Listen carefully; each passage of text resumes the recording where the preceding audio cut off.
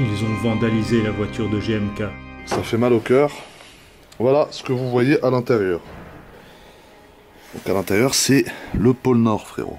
GMK, c'est un gars qui partage sa passion pour les voitures sur YouTube.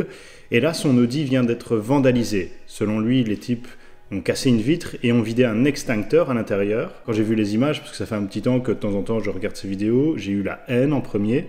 Et puis je me suis posé un tas de questions. Du coup, j'ai fait quelques recherches. Je suis parti de ce cas particulier de GMK et j'ai découvert qu'en fait, chaque année en France, il y a plus d'1 million de personnes qui sont touchées par des actes de vandalisme, des dégradations sur leur voiture.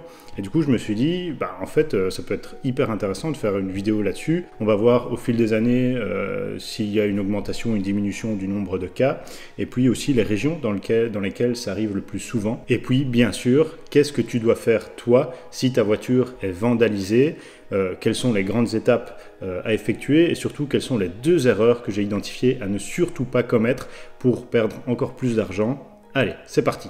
C'est le plaisir de casser ce qui appartient à quelqu'un. Elle a pris de l'extinct de partout.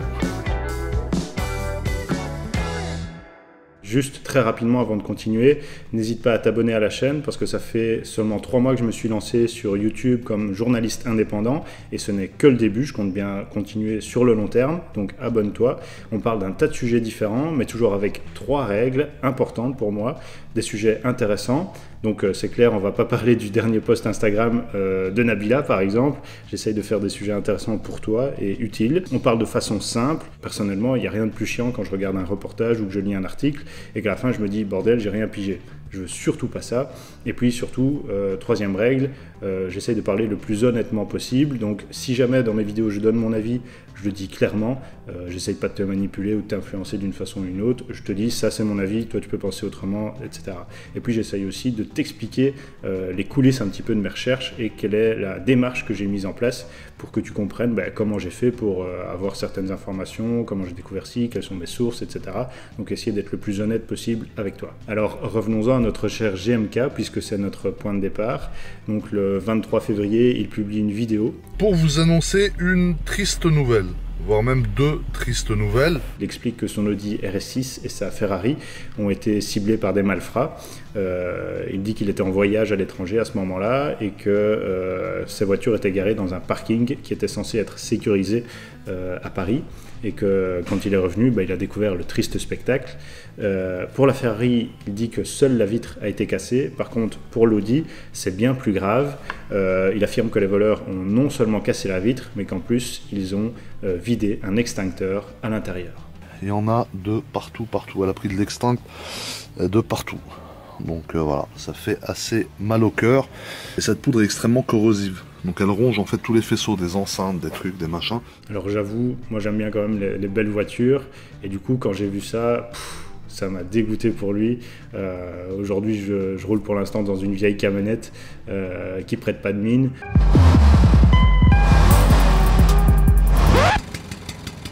Mais il y a encore quelques mois, j'avais une belle BMW série 3 qui faisait un peu partie de la famille parce que je la prends depuis des années pour aller en vacances à l'étranger. J'ai fait un tas de trucs avec. Du coup, franchement, je te dis pas, si quelqu'un avait fait ça à ma voiture, j'aurais eu la rage, la haine à un point pas possible. Du coup, je comprends vraiment que ça l'ait touché et je trouve que dans sa vidéo, justement, il reste encore assez calme et assez respectueux et chapeau à lui, puisque si ça m'était arrivé, franchement, j'aurais eu du mal, quoi. Alors, le coup de l'extincteur, c'est peut-être une technique pour effacer les traces que les gars ont peut-être laissées dans la voiture. Alors, soit ils n'étaient pas très malins et ils ont touché des éléments du véhicule sans mettre de gants, soit c'est un pur acte de vandalisme, comme le pense GMK, ou alors un des types avait un gros rhume, il a éternué et il a foutu son ADN partout dans l'habitacle.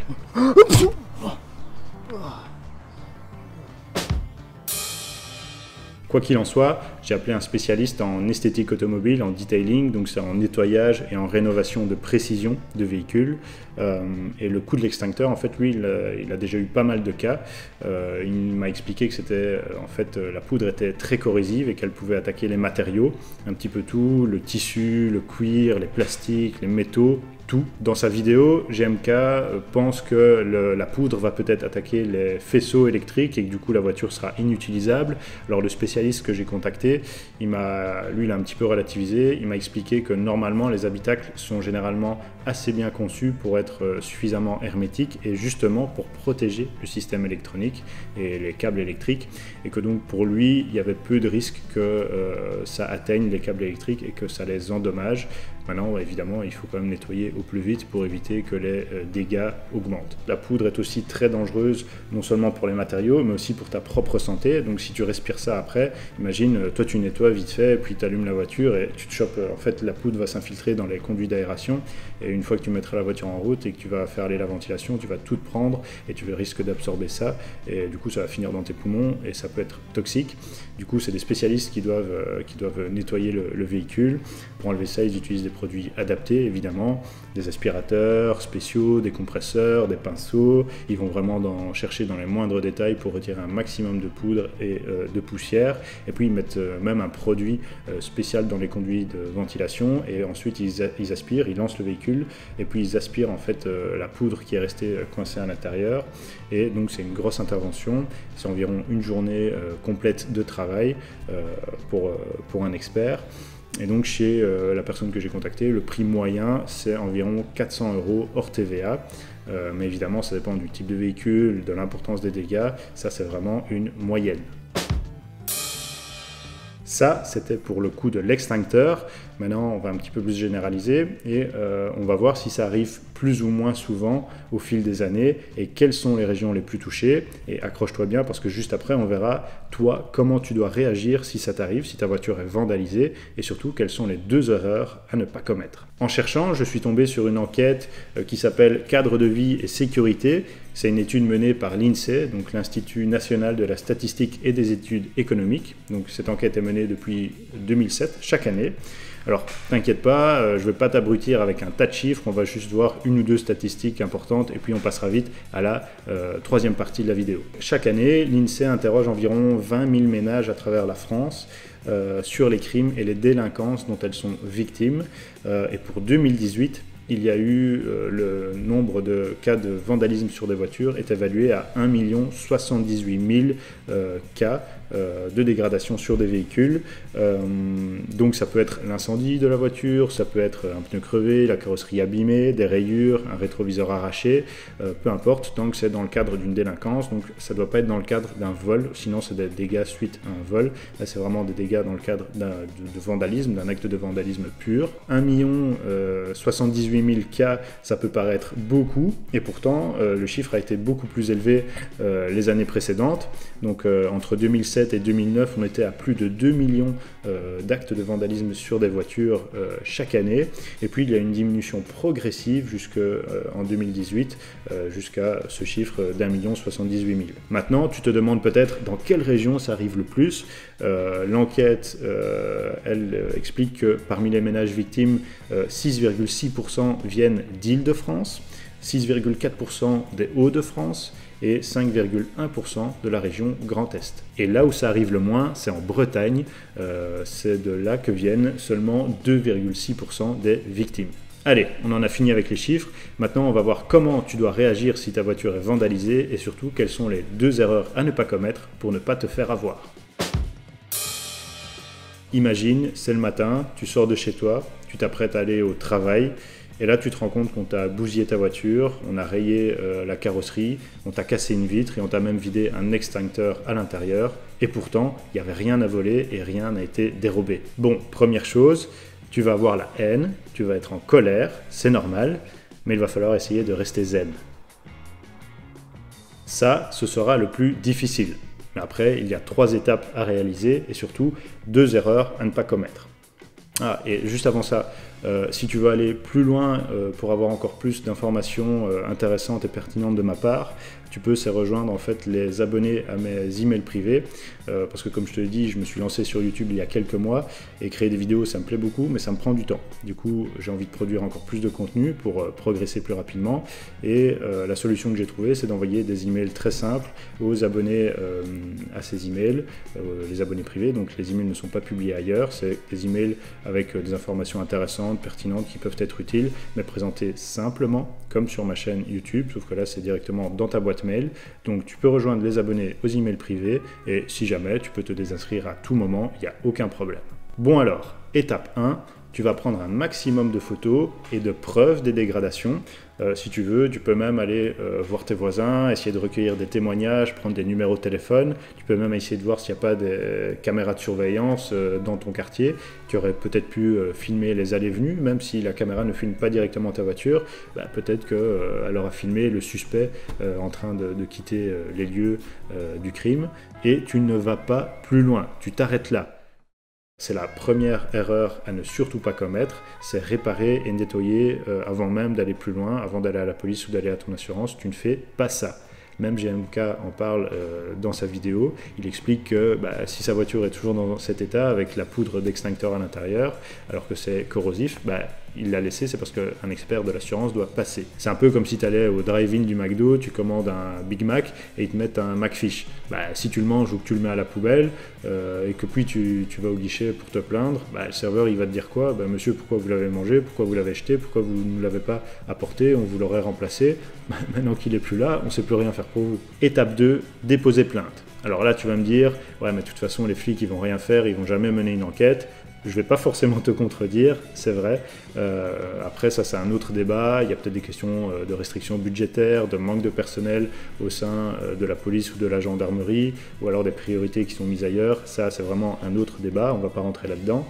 Mais il faut bien se rendre compte que si, par exemple, dans ton quartier, imaginons, il y a 50 faits de vandalisme sur des voitures chaque année, si personne ne dépose jamais plainte, la police ne pourra jamais se rendre compte qu'il y a des dégradations qui sont effectuées, et donc jamais ils vont mener une enquête.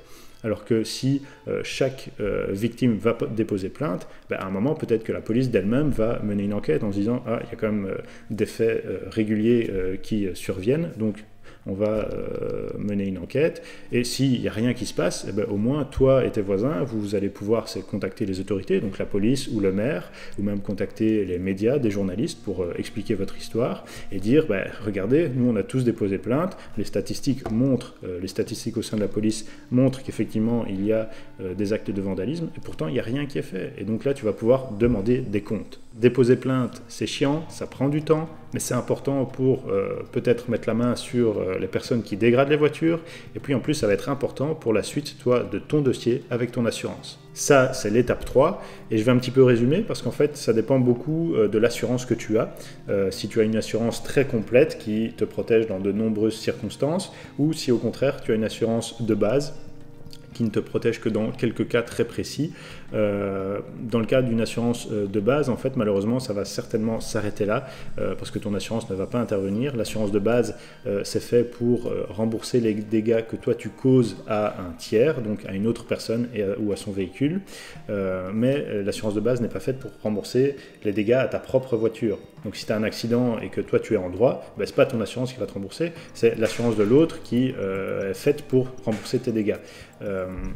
Dans ce cas-ci, si tu as seulement une assurance très basique, la solution ce serait que la police mette la main sur là où les personnes qui ont dégradé ton véhicule, et là tu pourras lui demander le remboursement des frais de réparation ou de nettoyage. Maintenant, si tu as une couverture plus importante, là tu prends les preuves, donc tes photos, les témoignages, peut-être les numéros de téléphone de témoins, tu prends le document que la police t'a remis quand tu as déposé plainte, et tu transmets tout ça auprès de ton assurance le plus vite possible. Le mieux c'est de le faire dans les 48 heures après avoir découvert le sinistre, et donc là ton assurance va voir ce qu'il est possible de faire selon ta couverture. Et c'est ici qu'on arrive à la deuxième erreur à ne surtout pas commettre, c'est contacter toi-même un expert ou un huissier par exemple pour venir constater les dégâts ou évaluer les dégâts, parce que tu auras beau après présenter la facture du spécialiste à ton assurance, ils vont te dire monsieur, non, on ne vous paye pas parce que nous-mêmes on avait des experts à envoyer, pourquoi est-ce que vous avez contacté quelqu'un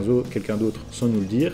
Non, désolé, on ne paye pas. Et ça peut aller plus loin parce que beaucoup de personnes ont souscrit à une protection juridique. La protection juridique vise à couvrir tes frais dans le cas où tu intentes une procédure en justice. Donc par exemple, si ta voiture était garée dans un parking qui était censé être sécurisé, tu peux décider que la responsabilité du propriétaire du parking est en jeu parce qu'il n'a pas assuré la sécurité, et donc tu peux peut-être décider d'aller en justice contre le propriétaire du parking. Dans ce cas-là, ne fais pas l'erreur d'aller d'abord voir un avocat et puis de présenter la facture avec les honoraires de l'avocat à ton assurance. Va d'abord voir l'assurance, explique-leur le problème, explique-leur que peut-être la responsabilité du propriétaire du parking est en jeu, et peut-être que l'assurance elle-même va aller en justice contre cette personne, ou peut-être qu'ils vont tout simplement te dire « Ah bah oui monsieur, nous avons des avocats qui peuvent vous aider, donc allez voir nos avocats », ou « Oui, vous pouvez aller voir votre avocat, nous allons payer les frais, mais fais les choses dans l'ordre, va d'abord voir ton assurance, et puis fais selon les conseils qu'ils te donnent ». C'est un petit peu, pour prendre un exemple, comme si tu faisais construire une maison et qu'à la fin l'entrepreneur il te présente une facture où tu vois qu'il a fait venir un décorateur d'intérieur, qu'il a acheté des meubles, qu'il a meublé la maison, alors que toi tu avais peut-être déjà tes divans, ta table, ta cuisine, etc. Et donc tu vas lui dire, bah non, moi j'avais pas demandé tout ça, moi j'avais déjà ce qu'il me fallait, donc je ne souhaite pas payer, je ne vais pas payer la partie meuble et votre décorateur d'intérieur parce que j'en avais pas besoin. C'est un peu la même chose pour l'assurance. Eux, ils ont déjà des experts, des avocats, donc va d'abord les voir pour essayer de résoudre le problème. Et puis, si eux ne veulent pas, te disent non, nous ne souhaitons pas aller en justice, couvrir vos frais de justice, etc., parce que nous estimons qu'il n'y a aucune chance que ça marche, là, tu peux aller voir ton avocat, discuter avec lui, voir s'il n'y a pas moyen de faire plier l'assurance, et là ça rentre dans des discussions, dans des négociations, selon l'importance des dégâts, selon les chances que ça marche, une procédure en justice, etc. Alors voilà, j'espère que ça ne t'arrivera jamais. Ici j'ai essayé de résumer un petit peu, de simplifier, parce qu'évidemment il peut y avoir des cas particuliers, des cas différents, mais comme ça maintenant tu sais comment réagir si jamais ta voiture est vandalisée. Et pour GMK, j'espère que les dégâts ne seront pas trop importants, qu'il va pouvoir nettoyer son Audi, parce que même si ce n'est que du matériel, je comprends qu'il y a quand même une valeur sentimentale derrière, et j'espère que tout ça pourra bien se finir et qu'on aura de bonnes nouvelles prochainement. Moi, je te dis à demain par email et à la semaine prochaine en vidéo. Ciao!